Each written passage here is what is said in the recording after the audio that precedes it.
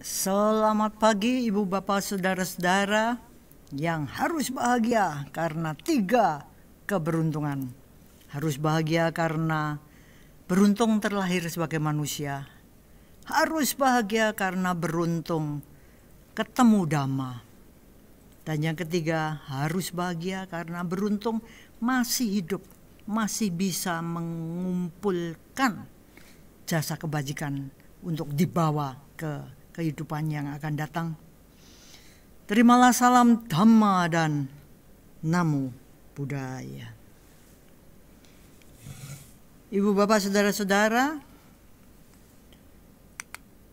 kita hari ini bicara tentang apa yang berkeliaran di sekitar saya yang membuat saya berpikir tentang satu hal yang sepele tapi amat sangat penting.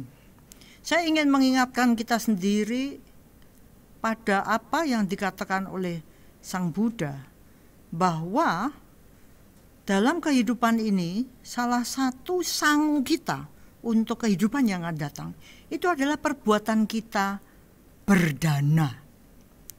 Dana ini kata bahasa Pali Sanskerta biasanya berarti giving, ya, memberi.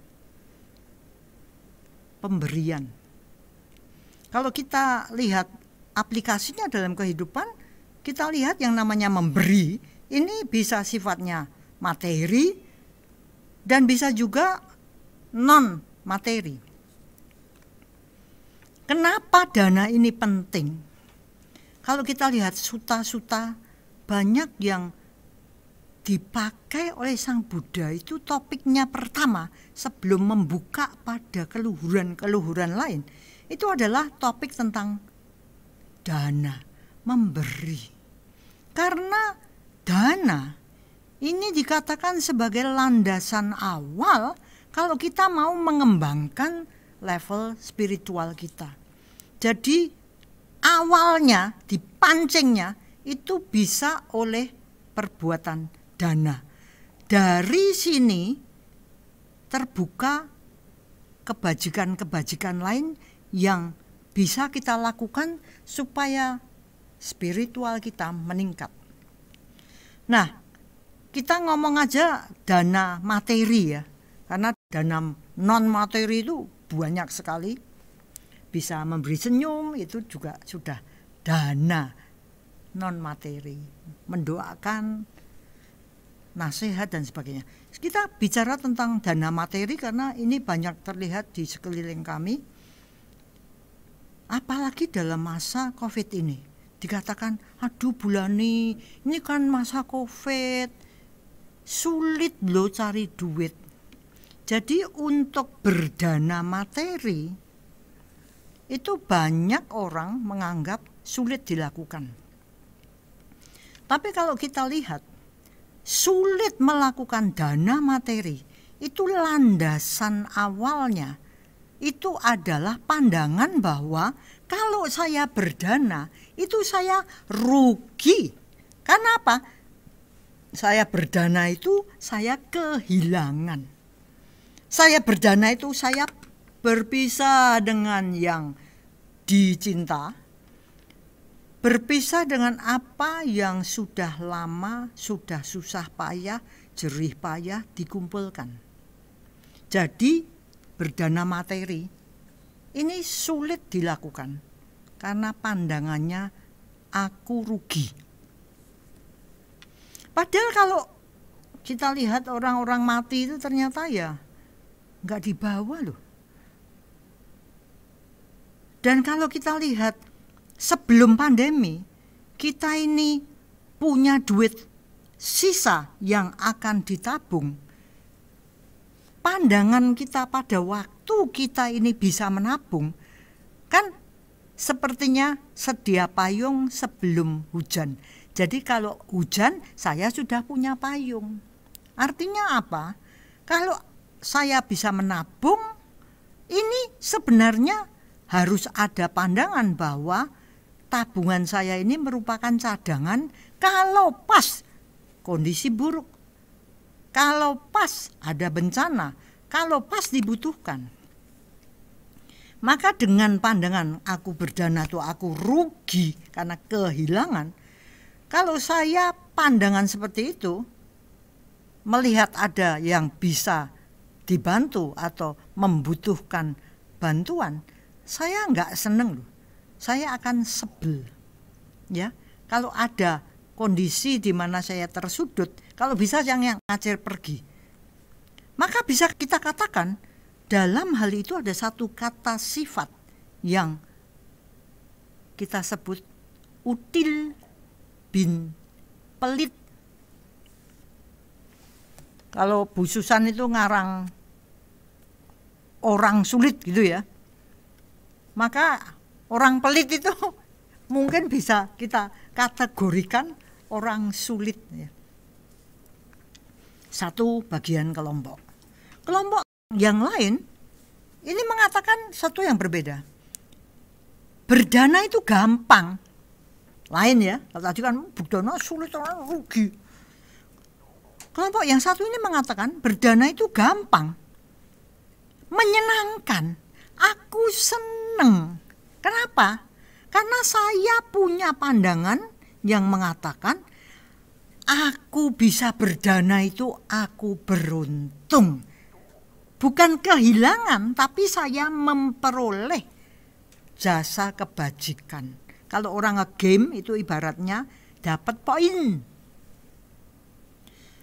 Dan orang-orang yang kelompok ini yang suka berdana karena merasa untung ya aku bisa memberi. Itu dilandasi pandangan benar bahwa apapun yang aku punya itu sebenarnya bukan hak milikku. Seperti kalau bangunan itu kita nggak punya HM ya. Sertifikat kita punya tapi rumahnya nggak punya. Sebenarnya semuanya HGB. Cuman sementara kita bisa menggunakan. Karena kalau kita pikir dari satu kehidupan sampai akhir kehidupan, itu orang mati nggak bawa apa-apa loh. Nggak ada yang bisa digenggam loh.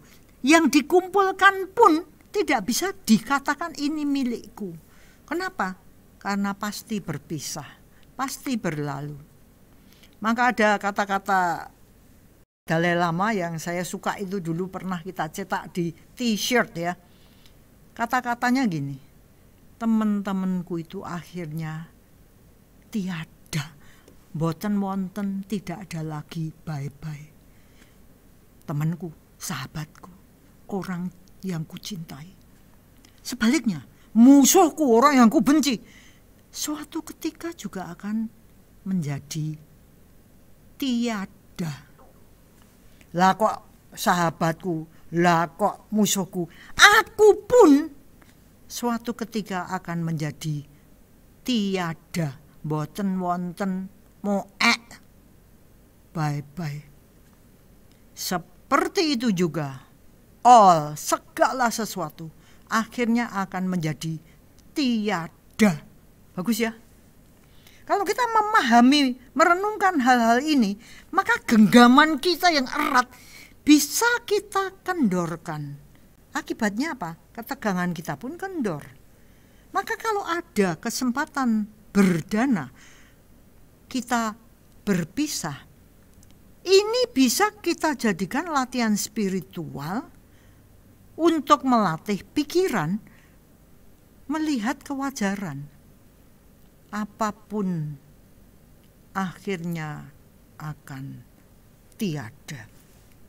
Tidak gampang loh memahami kewajaran. Kalau aku sakit, ya ginilah punya fisik ya wajar kalau sakit. Ya cari obat lah yang cocok, mudah-mudahan bisa.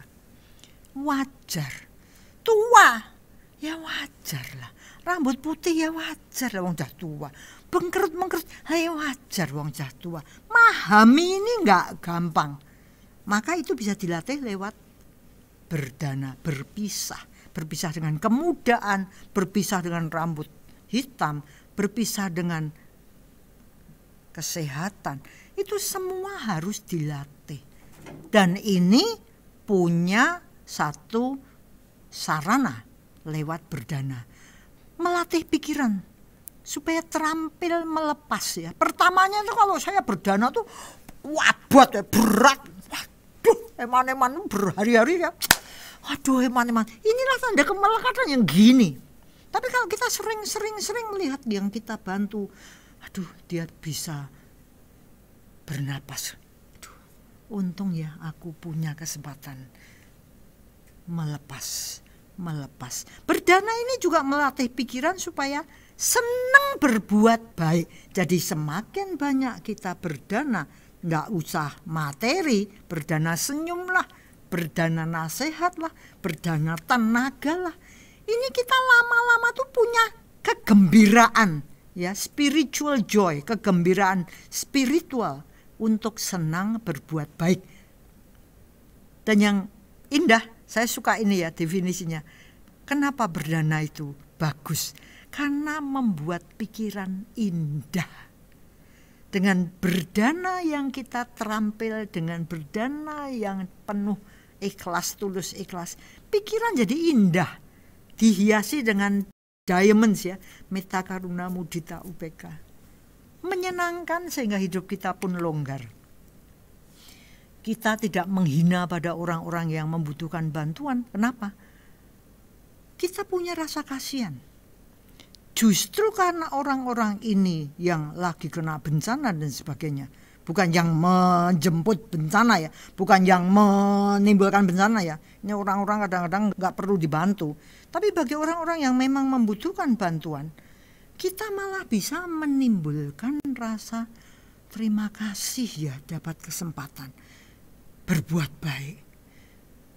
Untung ya ada orang-orang yang bisa menerima bantuanku. Karena kita sadar bahwa karma baik, kebaikan itu bisanya mengalir itu karena ada yang bisa ditolong. Kita sebagai penolong, ada yang ditolong, muncul aliran kebaikan.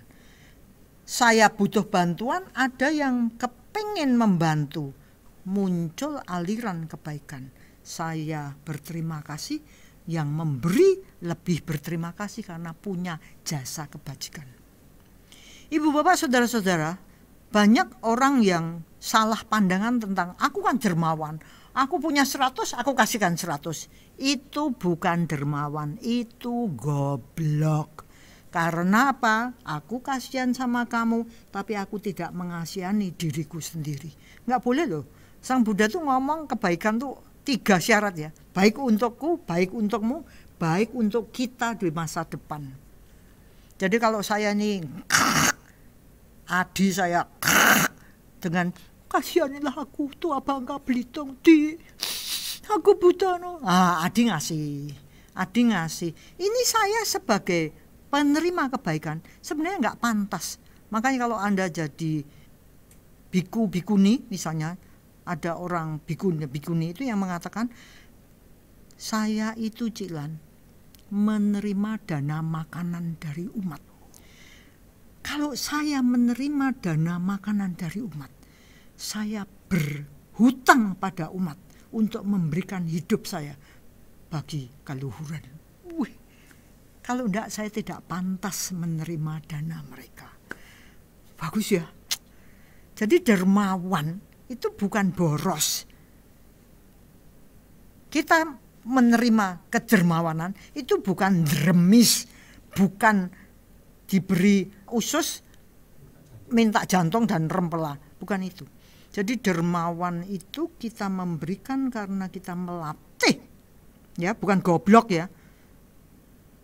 Jangan boros, saya kan dermawan, akhirnya saya miskin, nggak bisa apa-apa. Ya konyol, ya, maka jadi kaya itu menyenangkan. Kita kerja keras untuk jadi kaya itu bagus. Kenapa? Karena punya banyak kesempatan untuk berbuat baik. Sebaliknya, kalau orang pelit, mereka jangan ngomong, aku kan hemat. Pelit itu lainnya. Pelit itu didasari oleh aku tidak mau berbagi. Kalau ada sesuatu, biarlah semuanya untukku. Itu pelit. Nah, yang menarik adalah Sang Buddha itu mengatakan, kalau kita ini berdana dengan benar, Jangan heran kalau buahnya kita jadi kaya. Menarik ya. Waktu saya membaca itu, pertama kali saya kenal Dhamma, saya anggapnya aneh nih. Masa orang dermawan kok jadi kaya? Untuk jadi kaya itu syaratnya salah satunya itu harus dermawan. Apa iya? Memang untuk bisa kaya dibutuhkan hal-hal lain. Suka bekerja keras, harus hemat, punya keterampilan dan kepandaian untuk melihat peluang. Kita tahu kemampuan diri sehingga bisa mengarahkan ke arah yang benar. Dan jangan lupa punya simpanan hoki dari masa lampau. Kalau kita sudah memiliki mata pencarian benar, kita suka berdana, rasanya kok rezeki pintunya kok terbuka ya. Banyak enggak kita mengalami itu?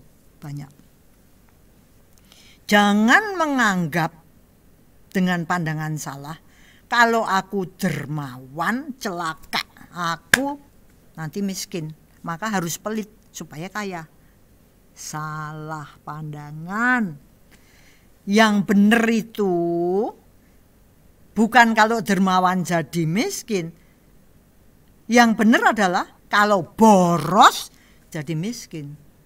Karena kalau boros itu berarti kita foya-foya, hura-hura, mewah-mewah, tidak tahu kebijaksanaan.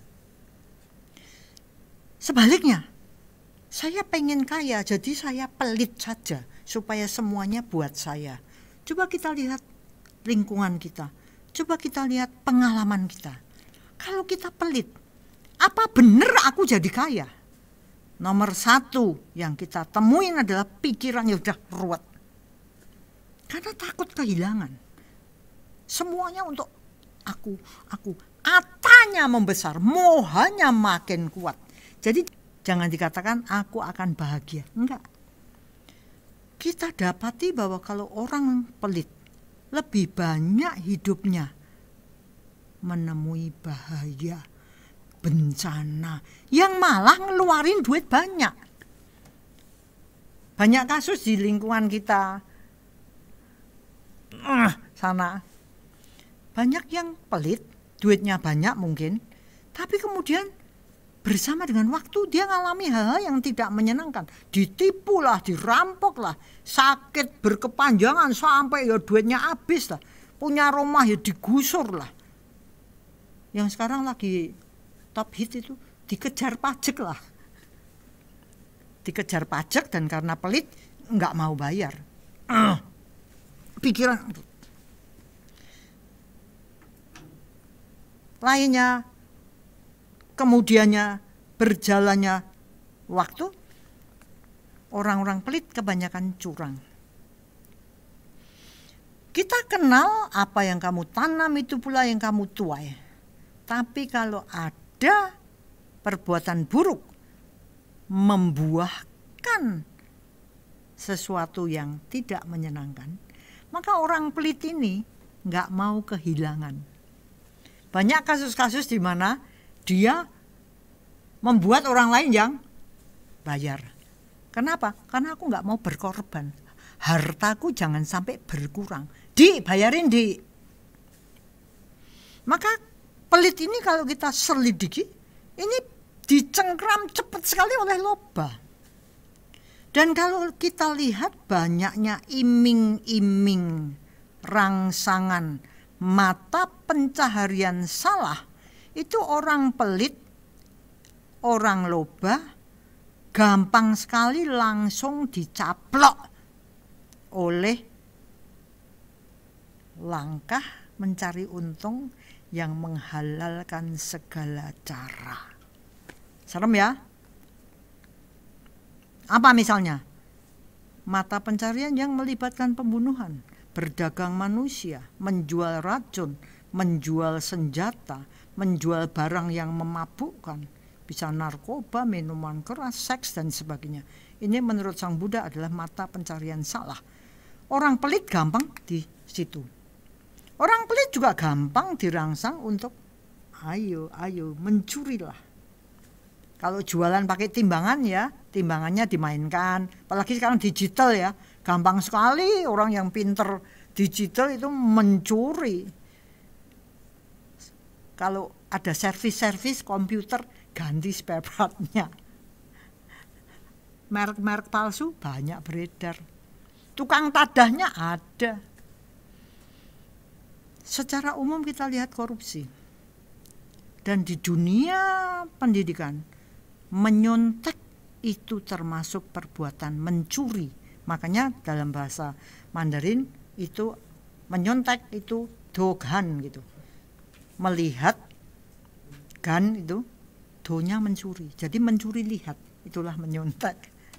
Jadi kalau dari anak sudah dibiarkan menyontek, kita bikin dia menjadi pencuri ulung. Pelit ini juga menarik karena bisa pelit untuk diri sendiri, orang lain yang harus berkorban. Atau bisa juga pelit untuk orang lain. Kalau aku untuk diriku sendiri, wah dermawan. Kalau untuk orang lain, pelit. Bisa juga. Ibu bapak, saudara-saudara, kami di sini sering ngomong-ngomong tentang ngerinya melihat buah karma buruk. Banyak kisah-kisah yang kita baca atau kita dengar, nonton di TV, atau mungkin dengar cerita orang sekitar. Kasus orang-orang yang tinggi-tinggi sekali, tiba-tiba dililit bencana apa-apa, bisa loh itu ambruk. Bisa loh itu duitnya berapa miliar itu habis. Bisa loh. Ada enggak kasus seperti itu yang kita kenal? Mungkin ada loh. Enggak cuma yang di TV. Ada orang yang merasa aku sudah dermawan. Kenapa aku banyak bencana? Aku kan orang baik. Kenapa buahnya kok tidak baik? Ibu bapak saudara-saudara, satu hal yang ditekankan oleh Sang Buddha adalah menyucikan hati dan pikiran. Hati dan pikiran itu disucikan, bebas dari noda-noda keserakahan, noda-noda kebencian, noda-noda kegelapan batin. Jadi mari kita membersihkan batin kita. Kalau kita mau dermawan, jangan dilandasi oleh moha. Wartawan, saya paling suka yang saya ingat kalau orang-orang atau saya mau moha gitu ya. Wartawan, saya belum difoto masuk koran. Sekarang IG. Halo teman-teman, jempol.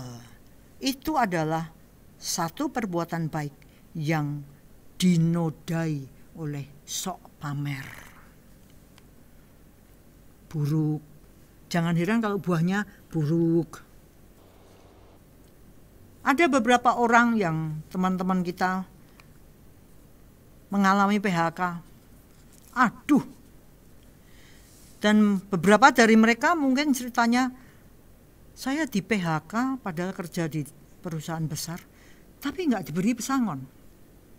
Atau kalau diberi pesangon, diicrit. Padahal itu orang, bosnya itu orang kaya misalnya. Kalau sudah seperti itu kadang-kadang saya ingat apa yang dikatakan oleh nenek saya. Dia kalau orangnya keras ya, si mak saya panggil saya si mak. Itu kalau beritahu, ojo banget-banget karo wong ora duwe. Wong ora duwe kuwi malati. Jangan kebangetan kalau sama orang yang nggak punya, nggak mampu, miskin. Kenapa? Karena orang yang miskin itu bikin kualat. Karena doanya jelek menurut si mak saya gitu. Jadi kalau saya pelit gitu sama orang-orang bawah tuh semoga jangan mati, panu apa-apa, bangkrut atau lara, wah segala macam bencana didoakan. Lah itu kalau dia itu mengupayakan dengan kekuatannya, energinya, sementara saya banyak karma buruknya, langsung bisa buahnya toing muncul itu. Jadi jangan heran, itu sebenarnya bukan kualat sama orang bawah, tapi kualat karena saya, kotoran saya ini di, apa namanya, di kalau buah sih di apa? Dikarbit, dikarbit sama doanya orang-orang yang mengalami kesulitan. Maka di sini ini saya banyak ngomong-ngomong dengan orang sekitar, ngeri ya, lihat karma buruk berbuah. Tapi lebih ngeri melihat begitu satu karma buruk diunduh, dipanen, orang ini langsung melakukan karma buruk lagi. Wah, itu mengerikan. Sehingga sepertinya orang itu punya pinjaman ojol, bunga berbunga, gandeng rentengnya itu sampai kita sudah terengah-engah nggak bisa bayarnya. Dan yang menarik ibu bapak saudara-saudara, kalau kita amati baik dalam pengalaman kita sendiri maupun kita lihat di luar sana, buah karma buruk itu tidak bisa dihindari. Buahnya itu jatuh pada pelakunya. Salah satu pecinta dhamma kita istilahnya, pelakunya itu pasti tertagih pada waktunya, tidak pernah meleset. Tertagih karena utang. Istilahnya untuk karma buruk itu tertagih. Artinya apa? Bencana banyak yang datang. Penderitaan. Karena mau dialihkan tidak bisa. Meskipun dia bisa, nanti datang lagi. Karena bukan jatahnya orang itu untuk tertagih. Itu saya yang harus bayar. Begitu juga kalau buah karma baik. Kita nggak usah menanti-nanti dengan, duh, cepat. Ini juga menodai dengan kalau loba moha dosa. Jadi karma buruk tidak pasti saya panen. Begitu juga karma baik, buahnya juga pasti panen. Pelakunya pasti diganjar pada waktunya, tidak pernah meleset. Dalam bentuk kebahagiaan, keberuntungan, hoki, dan banyak-banyak hal lain. Ini ngomongnya urusan dengan orang-orang yang di atas sana gitu misalnya ya.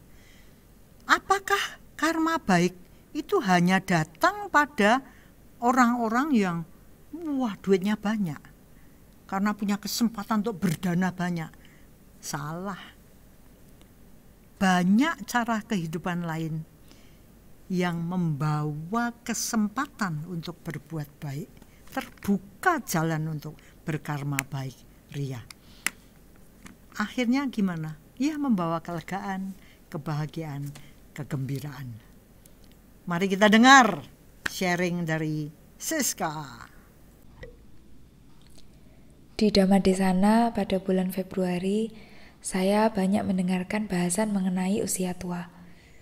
Pada saat meditasi dan baca parita pun, saya menemukan baris, aku wajar mengalami usia tua. Sebenarnya saya masih muda sih, tapi saya jadi berpikir, sang waktu ini kan cepet banget kerasanya. Tahu-tahu murid yang dulu masih SD, sekarang saya lihat sudah jadi anak kuliahan.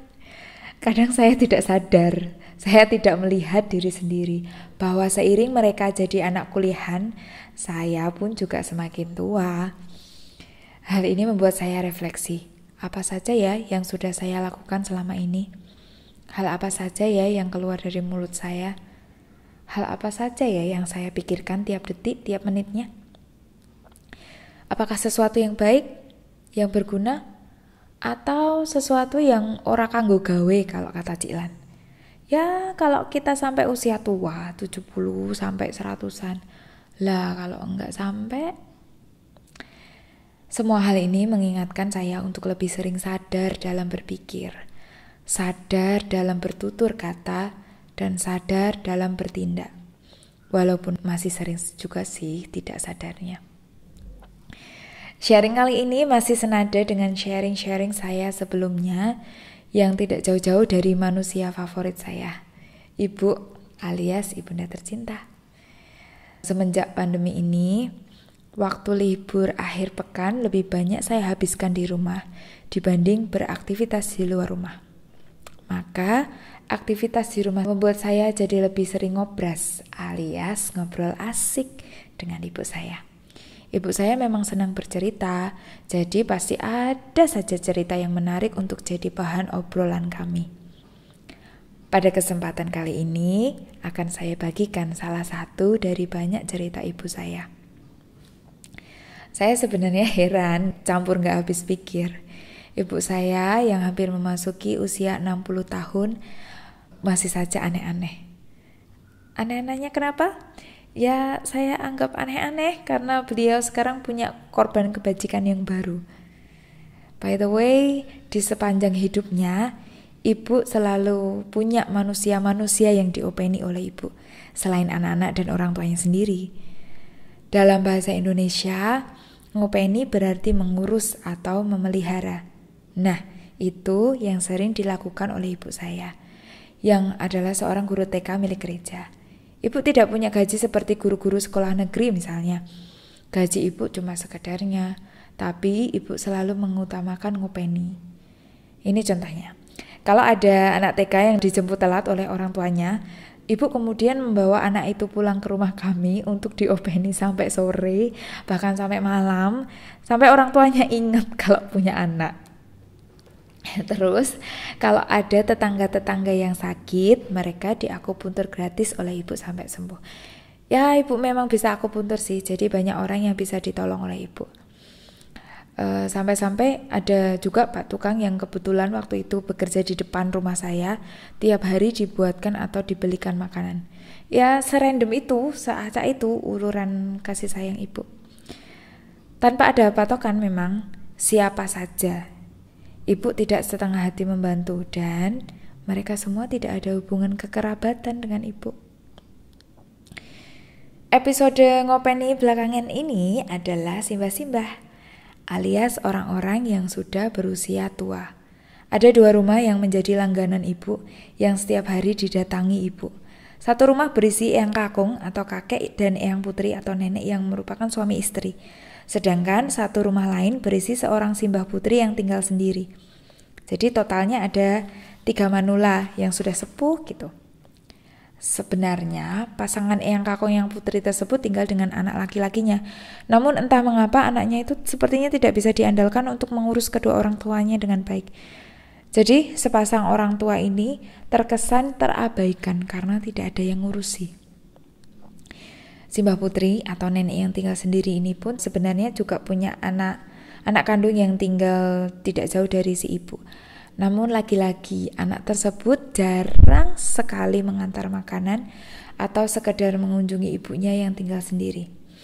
Jadi si simbah putri ini sering berkeluh kesah pada ibu tentang anak-anaknya yang tidak terlalu peduli dengan keadaan orang tuanya. Karena ibu yang kemudian banyak mengurusi mereka sehari-harinya, tidak heran bahwa ibulah yang menjadi tumpuan curhat para nenek kakek itu. Mereka banyak mengeluhkan nasib yang tidak bagus, karena di masa tua mereka, anak-anak mereka tidak ada yang mau ngopeni. Saya melihat sekeliling, banyak anak kandung yang tidak selalu punya kesempatan, walaupun mungkin sebenarnya ingin, untuk mengurusi kedua orang tuanya ketika sudah lanjut usia karena berbagai hal.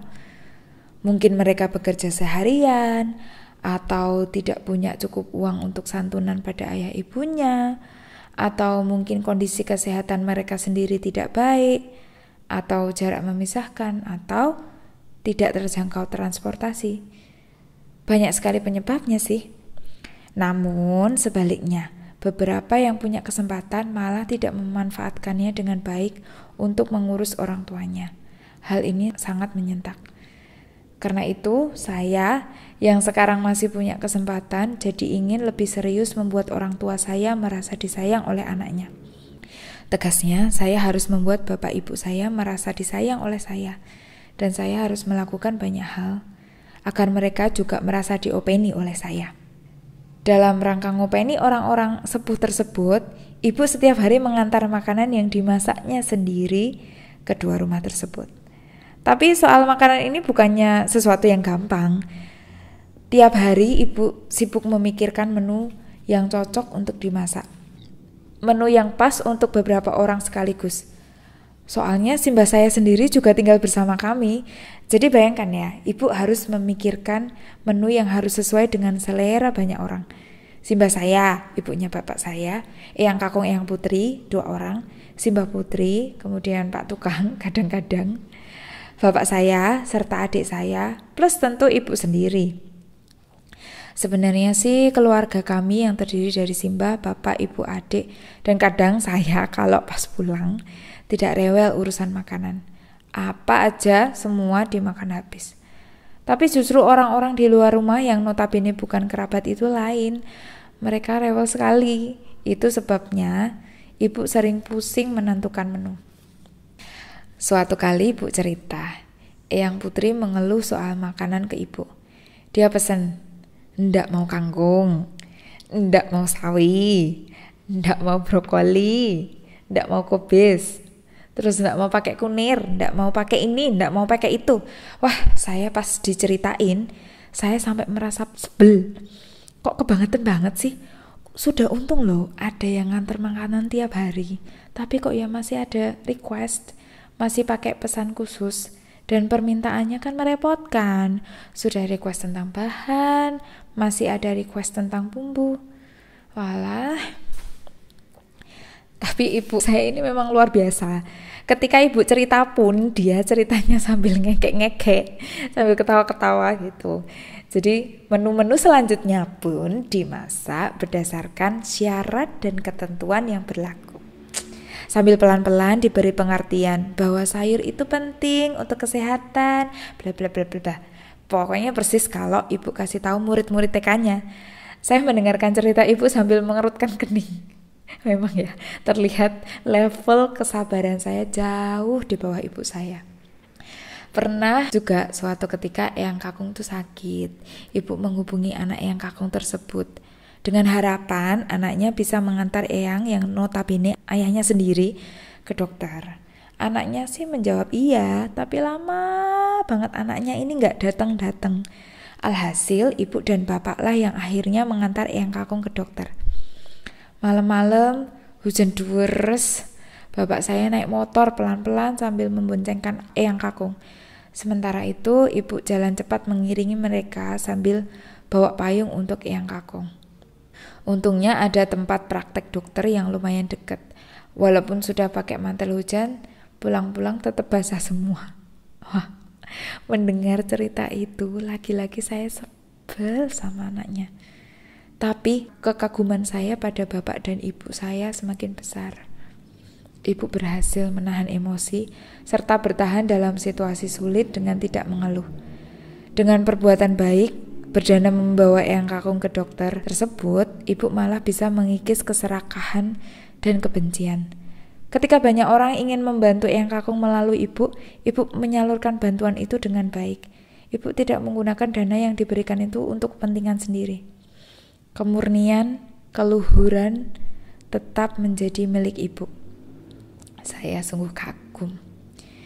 Ibu mungkin juga belajar untuk tetap mengasihi dan tidak membenci situasi ketika ibu harus berpikir keras memasak menu makanan buat eyang yang pilih-pilih makanan. Hal ini membuat saya belajar. Memang ya ketika kita berbuat baik ada saja yang menguji kesabaran kita. Namun, jika kita berhasil mengatasinya, perbuatan baik tersebut mendatangkan banyak kebahagiaan bagi kita. Kebiasaan open-open ibu ini seakan merupakan opening the gate of blessings, membuka gerbang berkah. Saya mengamati sekarang ibu lebih sering mendapat sesuatu dari orang lain. Jadi tiap saya pulang ada saja hadiah dari orang lain. Pokoknya pasti ada. Entah makanan, bahan mentah, sabun, deterjen, sampai kosmetik. Random juga pokoknya. Ini dari siapa, Bu? Saya tanya. Oh, ini dari Mbak ini, dari Om itu, dari bule ini, dari tante itu, gitu ya. Saya pun juga sering bawa sembako dari si isi yang ujung-ujungnya penerimanya juga ibu saya. Terima kasih Cik Lan, Cik Wen, dan semua donatur. Sampai suatu saat ibu bilang kalau ndak pernah beli gula selama bertahun-tahun. Padahal tiap hari pasti konsumsi gula. Pokoknya hidup kami serba pas-pasan. Pas butuh, pas ada. Peristiwa-peristiwa ini membuat saya belajar. Saya yang masih punya banyak energi ini harus selalu menggunakan energi saya untuk melakukan kebaikan. Ketika menerima kebaikan pun, saya harus tahu bagaimana berterima kasih, bukan malah menuntut lebih banyak dan merepotkan si pemberi bantuan.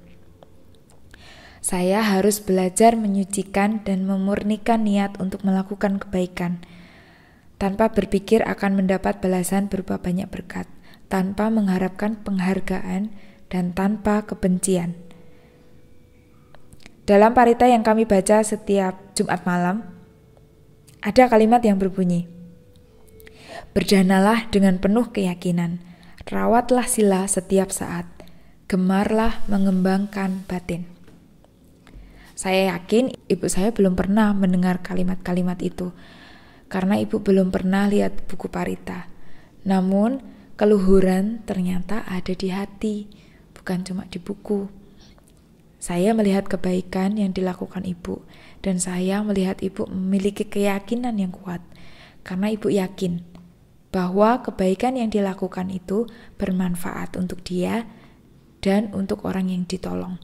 Ibu yakin bahwa kebaikan dibutuhkan oleh kehidupan ini sendiri. Karena pikiran ibu dipenuhi dengan niat baik, otomatis sila alias kemoralan ibu terjaga. Dan dengan terus berupaya berbuat baik, batin pun berkembang.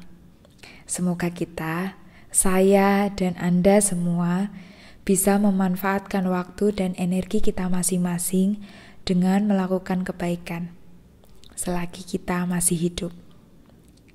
Terima kasih sudah mendengar cerita saya. Semoga bermanfaat. May all beings be happy. May the best come to us all. Ya, bagus toh. Kesederhanaan dalam hidup itu indahnya bisa kayak gitu. Itu ibunya Siska itu salah satu dari manusia favorit saya juga.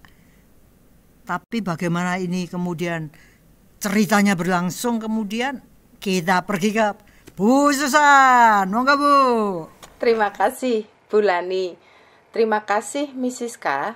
Saya selalu senang membaca karena sebetulnya sebelumnya saya selalu diberi bocoran nih sama Bu Lani. Mrs. K mau sharing apa gitu. Jadi sebelum Mrs. K sharing di setiap hari Minggu, setiap kali saya membaca apa yang di-sharingkan Mrs. K tentang ibunya, saya selalu merasa terinspirasi untuk melakukan hal-hal yang mulia gitu. Karena mungkin selama ini saya sendiri belum cukup punya kejernihan hati, belum cukup punya kerendahan hati dan ketulusan hati tanpa berpikir panjang seperti kata Bu Lani tadi, tanpa berpikir seperti orang pelit langsung berdana. Karena memang berdana materi itu pada sebagian besar orang itu sulit. Padahal menurut ajaran The Buddha, berdana materi itu nilainya itu enggak sangat tinggi. Tapi kok itu malah paling sulit ya dilakukan oleh sebagian besar manusia. Maka saya merasa senang karena ibunya Mrs. K ini tanpa berpikir panjang tuh, tanpa melihat gaji yang dia terima, itu kan sebetulnya kata Mrs. K, yaitu volunteer guru TK di gereja sebetulnya. Artinya gajinya tuh nggak mungkin sesuai dengan gaji PNS tuh satu. Mungkin juga nggak UMR.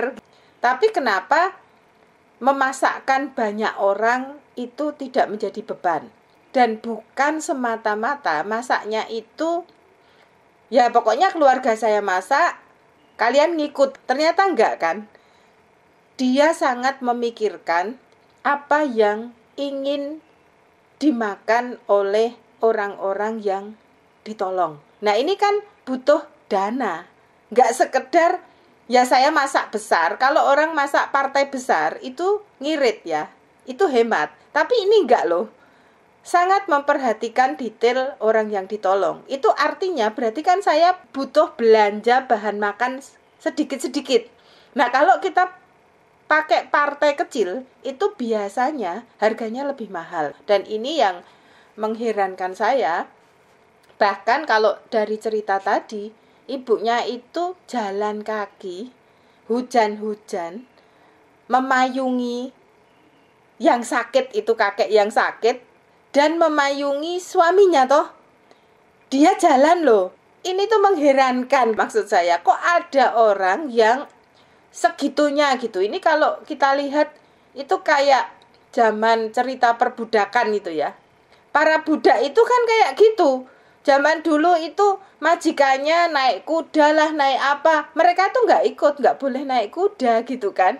Mereka memayungi tapi jalan kaki gitu. Nah, ini yang saya merasa, apa ya saya bisa setulus itu melakukan. Kalau saya mungkin pikiran saya, kudanan ya ora apa-apa, masuk angin sisan terus ke dokter nanti kan sembuh. Mosok saya suruh mayungi, kan saya jadi masuk angin juga gitu. Nah, ini mungkin kalau saya itu menolong tapi masih mikir-mikir, masih hitung-hitungan, masih ada perhitungan. Nah, ini yang menginspirasi saya, bisa enggak ya saya itu setulus ibunya Misiska gitu. Karena kalau saya dengar dan membaca sharingnya, ibunya itu bahkan dalam masa, bukan pandemi ya, tapi masa kesulitan ketika ada bencana alam gitu, itu nggak berpikir untuk cheating gitu, istilahnya Bulani tadi, curang gitu, nggak ingin juga mengkorupsi bahan bantuan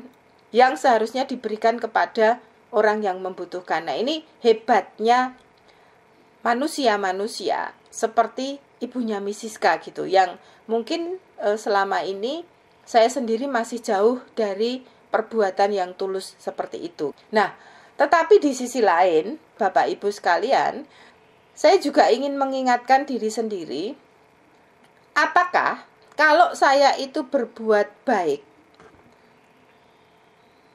pol-polan, itu apakah saya itu sebetulnya sudah berjalan di jalur yang benar?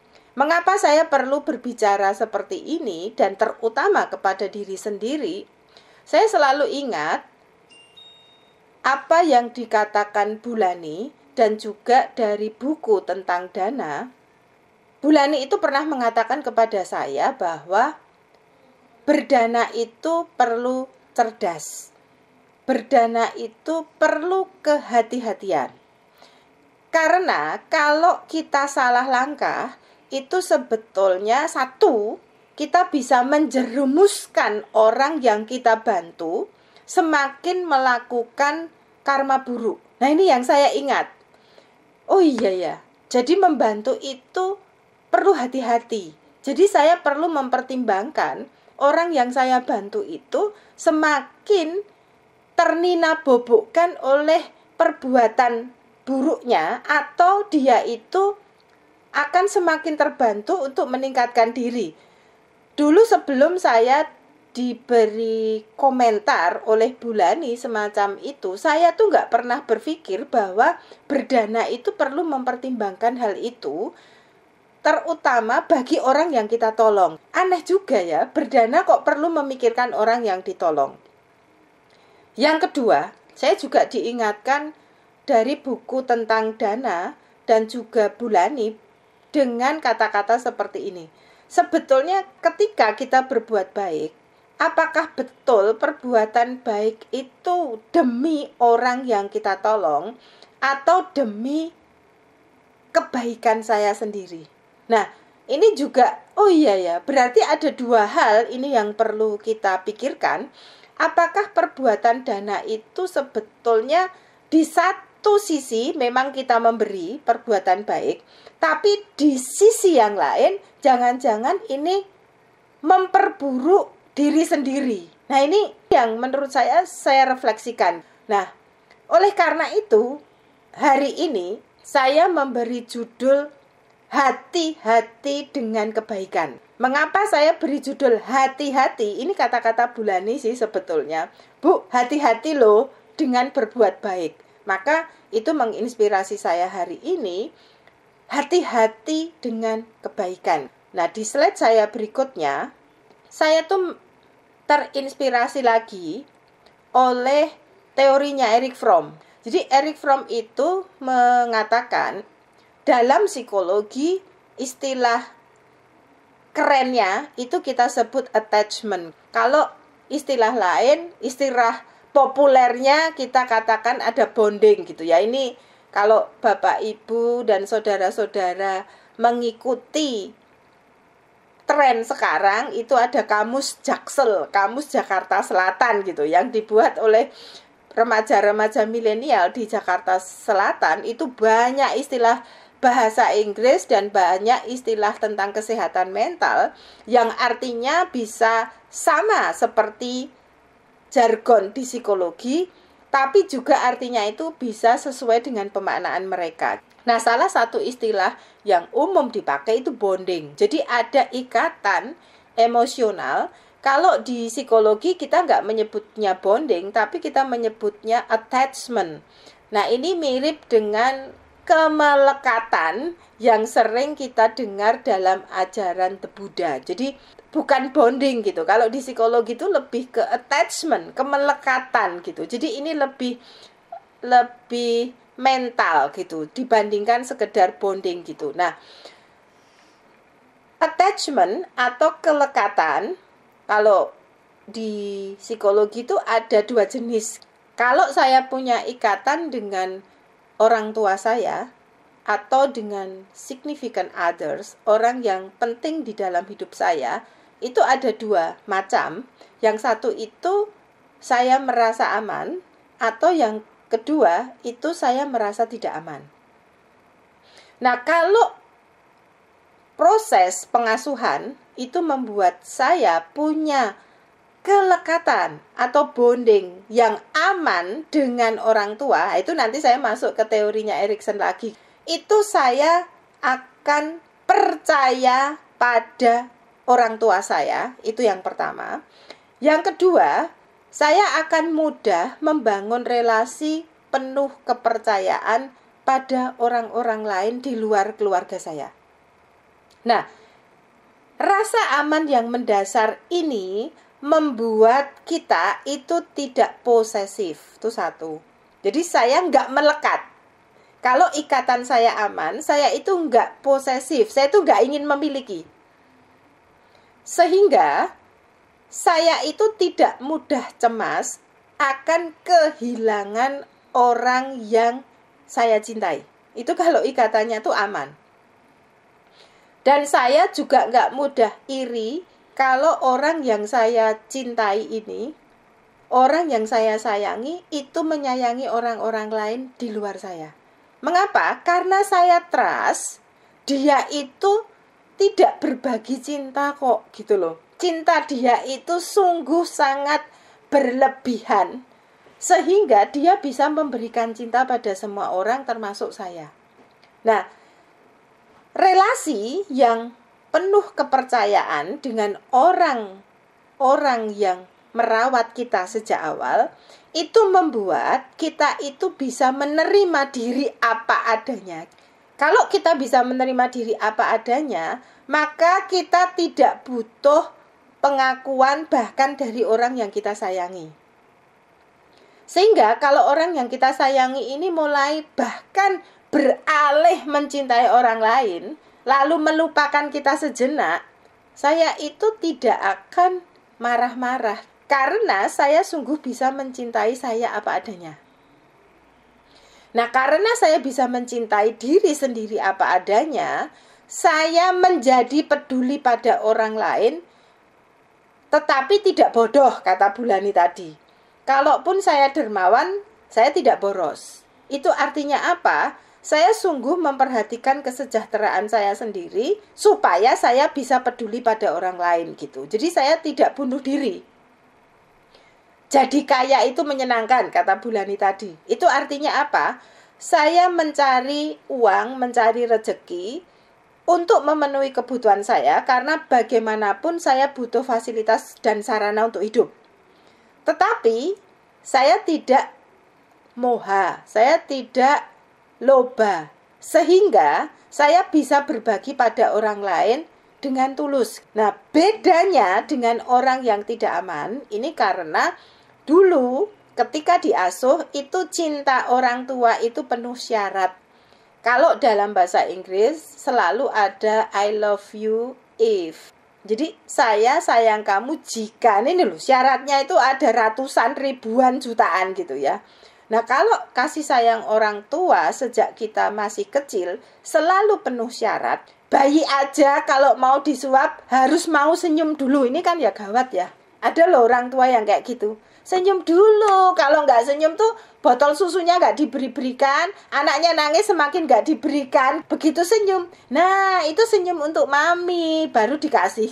Ini syaratnya mengerikan, ini membuat kita ini menjadi merasa tidak aman berelasi dengan orang lain. Karena kita nggak percaya bahwa cinta yang mereka berikan ke kita itu tulus. Efeknya apa? Kita selalu membutuhkan pengakuan dari orang lain. Bahkan bukan hanya dari orang tua kita, tapi kita membutuhkan pengakuan dari orang-orang di sekitar kita. Nah, ini kalau bahasanya Rogers itu disebut kita menciptakan self-worth, the condition of worth, harga diri. Jadi saya itu butuh harga supaya saya bisa mencintai diri sendiri. Nah ini efek dari apa? Efek dari pengalaman kita disayangi oleh orang tua yang syaratnya itu jutaan. Nah ini yang perlu saya ingatkan untuk diri saya sendiri. Karena ikatan yang aman dan tidak aman ini akan mempengaruhi kita ketika kita berdana. Ini menurut saya penting untuk kita refleksikan. Nah, di slide berikutnya, kalau kita lihat di awal itu yang saya katakan tadi, saya percaya atau tidak dengan orang yang merawat saya melalui pengasuhan, itulah yang dikatakan oleh Erikson sebagai kepercayaan mendasar. Ini adalah dasar dari relasi-relasi saya selanjutnya dengan orang lain.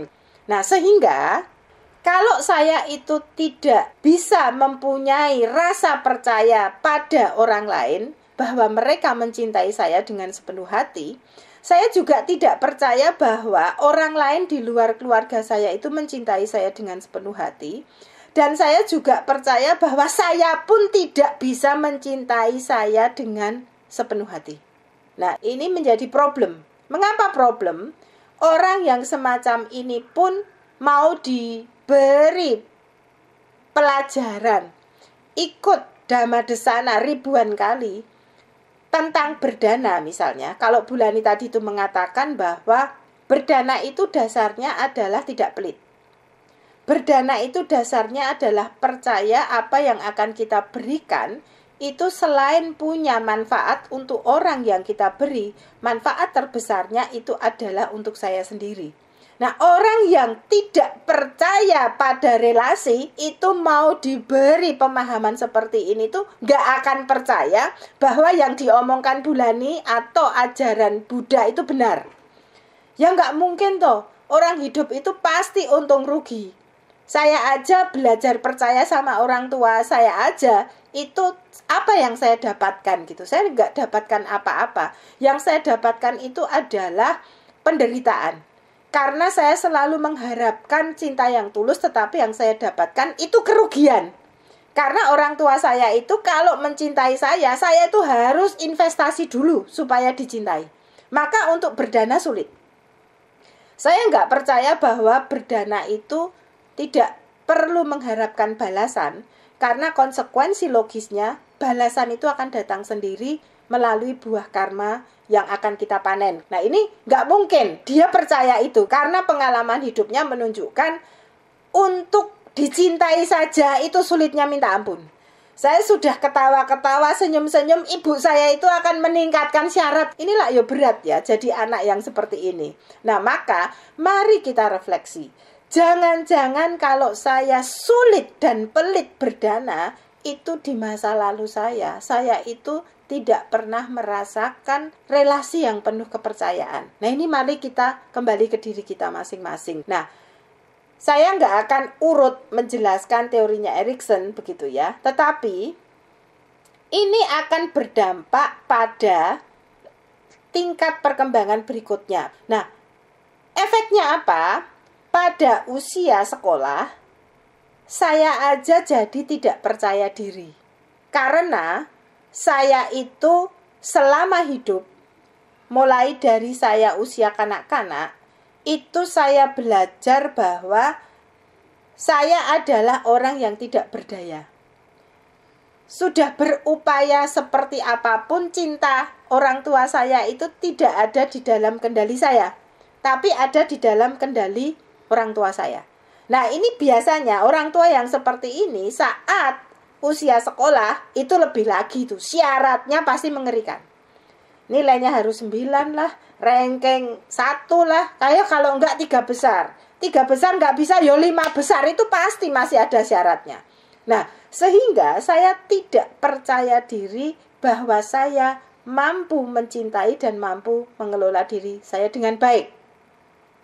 Nah, orang yang tidak percaya diri ini gitu ya, ini saya lompat, itu pada saat usia dewasa akan sulit memberikan kasih sayang pada orang lain. Sehingga akan sulit.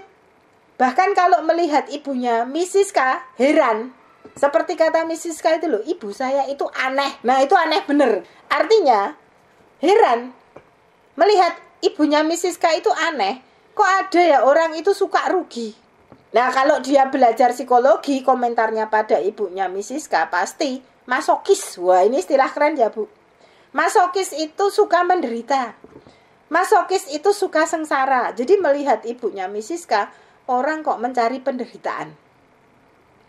Kayak budak itu loh, mayungi jalan-jalan itu kan ya orang, kalau dikatakan dalam bahasa Jawa, legan kok golek momongan. Legan itu bujangan, gak menikah, gak punya anak, kok suka ngerawat anaknya orang lain. Itu aneh. Maka sebetulnya Bulani, Bu Wena, Pak Adi, Bu Endang itu ya aneh, Pak Eko. Legan kok golek momongan gitu ya. Momongannya Bulani itu banyak banget. Yang paling dekat itu semua guru itu momongannya Bulani. Ini artinya memang keluarga Klaten itu aneh. Kalau menurut orang yang punya pikiran bahwa nggak ada yang namanya cinta. Jadi melihat orang-orang berdana ini aneh. Dan saya nggak bisa jadi orang aneh seperti itu. Itu masokis lah. Itu nggak ada di dalam kamus saya. Nah, boro-boro maju ke yang berikutnya. Berikutnya itu usia 40-65 tahun. Itu sudah saatnya peduli pada orang lain. Nah, kalau ibunya Mrs. K itu ya usianya pasti di atas 50 tahun. Dan ibunya Mrs. K ini mau menolong orang lain, bahkan tanpa berpikir panjang. Itu sebetulnya ibunya Mrs. K itu menurut Erikson itu sudah sukses menuju ke tangga usia 40-65 tahun. Nah, ini menurut saya sulit loh. Tidak semua orang itu bisa menapaki tangganya Erikson itu sampai di level saya itu betul-betul peduli pada orang lain tanpa perlu berpikir untung rugi. Kalau saya tadi contohkan, mungkin saya aja nolong orang itu masih otoriter ya. Masih unjuk kekuasaan. Maleslah mayungi. Ya wes simbae kon jalan aja pakai payung. Itu kan berarti saya menolong itu masih ada otoriter gitu. Saya menolong masih ada unjuk kekuasaan. Yang sering dikatakan oleh Bu Wena dan Bulani, menolong tidak menggunakan upaya total, menolong tanpa mengeluarkan keringat sendiri. Itu kan sebetulnya saya show of power ya. Saya nolong tapi suruhan banyak orang itu loh. Wah, itu kan powerful gitu. Sebetulnya saya tidak tulus menolong. Maka sebetulnya jadi orang kaya itu tantangannya besar. Kalau jadi orang miskin, lah yang mau disuruh siapa? Nggak punya siapa-siapa. Ya mau nggak mau kalau nolong orang lain saya all out. Lah siapa selain saya? Tapi kalau orang kaya, ini tantangannya besar.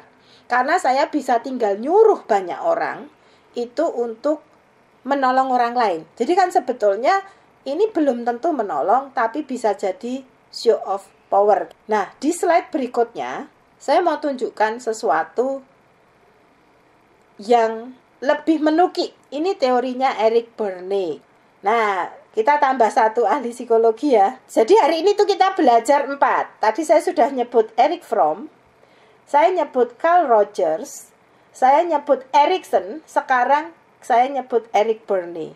Nah, ini hebat ya. Ini kuliah psikologi hari ini kita nggak ada 30 menit saya sudah menyebut 4 nama tokoh. Padahal ini kalau di psikologi 2 semester untuk belajar 4 tokoh ini. Nah, akibat dari pola asuh kita dan pengalaman hidup kita itu akan punya, kalau di psikologi memang disebutnya tuh status ego. Kalau di ajaran Buddha ya nanti ego ini harus hilang, gitu kan. Tapi kalau di psikologi masihlah status ego.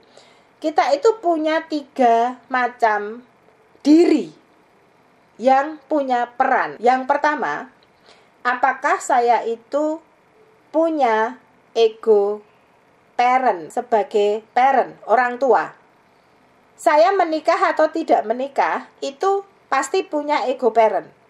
Nah, ego parent ini didapat dari mana? Didapat dari ketika kita berelasi dengan orang tua kita. Itu lalu kita internalisasi menjadi bagian dari diri yang selalu berperan sebagai orang tua. Nah, lalu kita kan memang dari kanak-kanak pasti punya pengalaman masa kanak-kanak. Nah, pengalaman kita masa kanak-kanak itu sampai kita mau mati itu nggak hilang. Maka itu akan menjadi bagian dari diri yang perannya itu nanti sebagai kanak-kanak di dalam diri kita. Nah, ego kita itu akan berkembang matang yang disebut dengan ego dewasa. Nah, ego dewasa ini dikembangkan seturut dengan pengalaman kita. Nah, persoalannya bisa jadi 3 macam ego di dalam diri kita itu yang dominan itu bisa parentnya, yang dominan itu bisa anak-anak atau ego kanak-kanaknya, atau parent dan kanak-kanak ini sangat dominan sehingga ego dewasa yang diharapkan harusnya lebih dominan dibandingkan ego yang lain itu tenggelam. Nah, ini penting. Kenapa? Karena yang bikin kita jadi orang sulit. Nah, kalau tadi Bulani menunjukkan buku saya, itu kalau kita didominasi oleh ego parent dan ego kanak-kanak. Nah, tapi ego parent dan ego kanak-kanak yang seperti apa toh, itu yang beresiko membuat kita itu menjadi orang sulit. Nah, ini ada kategorinya. Nah, sekarang saya mau membahas tentang berdana saja, bukan orang sulit gitu. Nanti kalau saya membahas orang sulit, itu sesi tersendiri ya Bu. Nanti mungkin di Dhamma Desana yang berikutnya saya akan membahas orang sulit. Nah, gini. Kalau saya berdana, itu perhatikan, apakah ketika saya berdana itu, saya menggunakan ego parent atau ego dewasa? Ego kanak-kanak itu memang bukan porsinya untuk berdana. Ego kanak-kanak itu porsinya yang ditolong, minta. Maka ketika kita berdana, kita perhatikan, kita pakai ego dewasa atau pakai ego parent. Kalau pakai ego dewasa, itu yang disebut oleh Bulani dan dalam ajaran Buddha itu berdana dengan cerdas. Itu kalau kita pakai ego dewasa. Nah, kalau pakai ego parent, kita lihat dulu ya, apakah yang positif atau yang negatif dulu. Kalau kita pakai ego parent yang positif, ya, jadi ego parent itu ada 2, yang merawat dan yang kritis. Kalau saya melihat saya sendiri, ego parent saya itu yang dominan itu kritis. Saya itu orangnya kritis, analitis. Saya sedang mengembangkan ego parent saya sebagai perawat yang nurturance. Nah, ada juga ego itu ego orang tua itu yang perawat, yang dominan, tapi nggak kritis. Nah, saya ini sedang ingin mengembangkan ego parent yang merawat, bukan yang sangat kritis, karena bawaan saya itu kritis, apa-apa tuh dipikir, jadi mau nolong aja mikirnya kebangetan. Nah, kita lihat, ego kritis pun itu ada dua. Ego kritis yang positif itu yang melindungi orang. Nah, jadi kalau misalnya saya itu memberi masukan pada orang lain, saya itu tujuannya adalah melindungi orang itu dari perbuatan karma buruk. Nah, ini yang sedang saya kembangkan. Karena dulunya itu nampaknya saya itu di ego penganiaya itu loh. Jadi ngeritik itu kayak bullying gitu. Saya itu suka banget ngeritik orang untuk menunjukkan bahwa saya lebih pinter. Saya suka banget memberi masukan yang menunjukkan saya wah, sehingga semua orang takut pada saya gitu. Kalau ketemu Bu Susan, mahasiswa saya itu merasa ditelanjangi gitu. Dan saya bangga dengan hal itu. Itu artinya ego parent saya itu kritis tapi menganiaya orang. Nah, ini nggak baik. Yang baik itu adalah kalau saya kritis tapi melindungi orang lain. Nah, dulu saya itu nggak bisa membedakan ini. Sehingga ketika Bulani itu mengatakan gini loh, Bu, kalau mau nolong orang, orang itu juga harus dididik. Misal ya Bu ya, saya itu dulu punya anak asuh. Saya masih ingat, dia itu dulunya kulit tenis. Saya masih ingat ya Bulani. Nah, tapi dia tuh kayak semangat banget sehingga membuat saya tertarik untuk menyekolahkan. Nah, setelah saya sekolahkan, sekarang dia bukan kulit tenis karena saya ajak main tenis, gitu kan, kata Bulani. Lah, tapi kok orang ini tuh sekarang duduknya sikilnya aja diangkat di atas kursi. Lah, itu kan membuat saya merasa ini kayak kere munggah bale, lupa pada masa lalunya. Nah, ini harus dididik, Bu. Maka saya beri penjelasan, saya tegur. Nah, dulu saya merasa apa yang dilakukan Bulani itu menganiaya.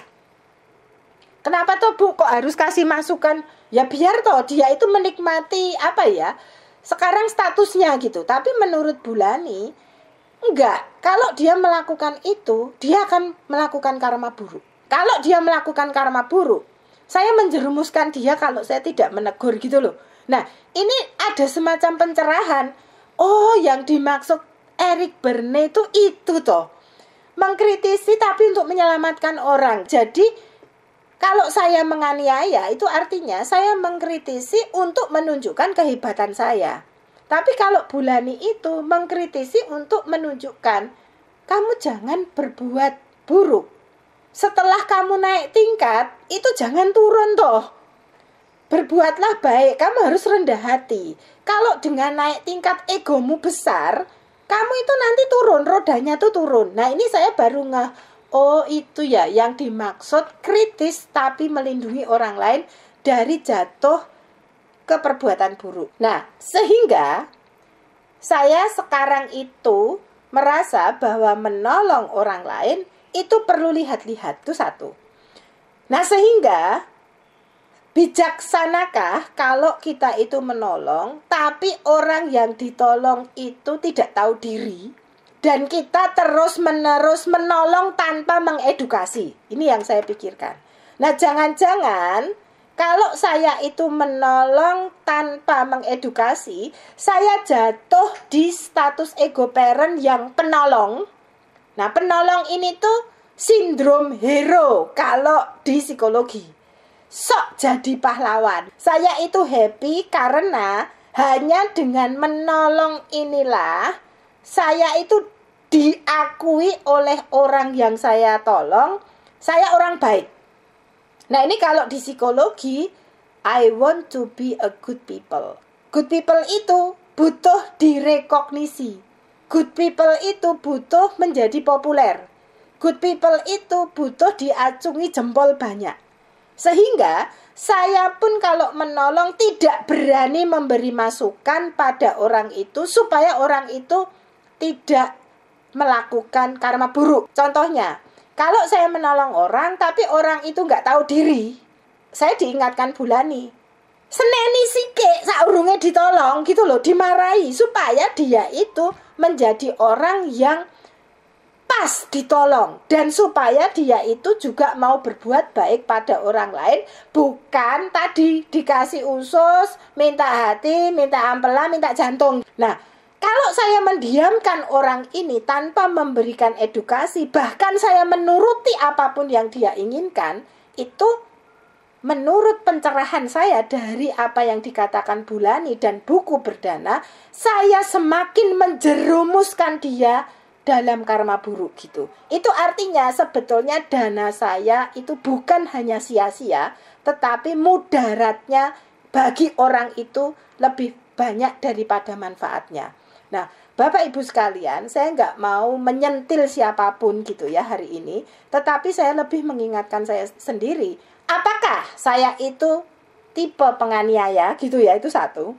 Atau saya itu menolong orang lain karena saya mau dilihat sebagai superhero. Nah, ini penting untuk saya supaya saya tidak asal berdana, tidak merugikan diri saya sendiri, dan tidak merugikan orang lain. Maka Bapak Ibu, sebelum saya tutup sharing saya hari ini, dan saya terima kasih buat Miss Siska sehingga hari ini saya bisa memunculkan 4 ahli psikologi, saya akan tutup sharing saya dan tanggapan saya dengan slide terakhir. Saya senang dengan quotes ini karena ini menyiratkan selalu pengingat pada diri saya bahwa jika saya mencintai orang lain, saya jangan sampai merusak hidupnya. Itu yang akan selalu saya ingat dan akan selalu coba saya terapkan di dalam hidup. Terima kasih Bapak Ibu sekalian. Semoga semua makhluk berbahagia. Semoga kita semua berbahagia. Thank you Bu. Sudah kita lihat betapa banyaknya PR kita ya. Minggu ini lah katakan. Karena minggu depan Bu Susan sudah siap-siap dengan yang lain. Karena nunggu Pak Adi. Tapi saya mau menambahkan sedikit untuk saya sendiri. Yaitu bahwa kalau The Buddha itu mengatakan 3 waktu ya, lampau, kini, dan yang akan datang. Maka kalau kita lihat tadi dari Erikson, bagaimana kita dulunya diasuh, diasah, terus menyebabkan kita sekarang seperti ini, dan tadi mungkin kita jadi orang yang tidak begitu beres, maka saya senang dengan kata-kata Sang Buddha yang mengatakan bahwa kalau kita ini melekatlah pada masa kini. Saya senang itu. Melekatlah pada masa kini. Dari yang dulu yang dulu ya wes. Lah tapi kan saya terpengaruh yang dulu. Lah sekarang kan kamu ngerti yang benar yang mana. Itu aja. Jadi selalulah belajar dari masa lalu itu untuk membina masa kini. Titik. Besoknya gimana? Mboh ra weruh, tapi kalau kita baik sekarang, pastilah masa depan kita baik. Jadi apapun yang sudah kita alami di masa lalu, nggak usah nyalahkan siapa-siapa, karena kita sekarang beruntung mengenal Dhamma, beruntung mengenal Bu Susan, beruntung mengenal psikologi barat, psikologi timur, maka alangkah beratnya dan senangnya kita mengetahui bahwa ada yang harus diperbaiki dan ada yang harus dibuang. Mari kita benahi masa kini, karena hanya masa kini inilah yang bermanfaat di dalam kehidupan sekarang. Semoga semua makhluk bahagia dan semoga yang terbaik datang pada kita semua. Sadhu, sadhu, sadhu.